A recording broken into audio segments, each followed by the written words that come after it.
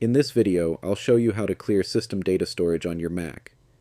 First, click the Apple logo in the top left corner of the screen and select System Settings. Next, click General, then select Storage.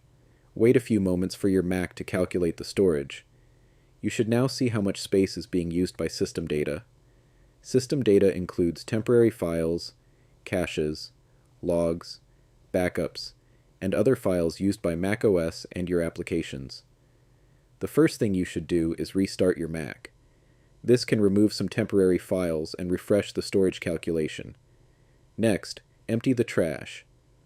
Open the trash from the dock, review the files, then click Empty. You can also remove unnecessary cache files. Open Finder, click Go in the menu bar and select Go to Folder.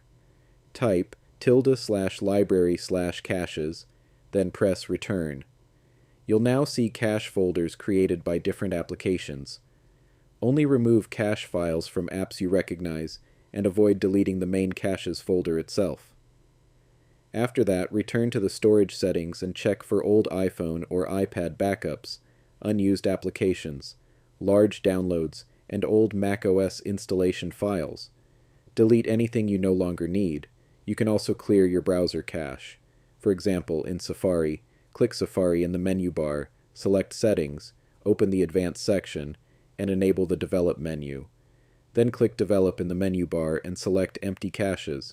Once you've finished, empty the trash again and restart your Mac, and that's how you can safely reduce system data storage on your Mac.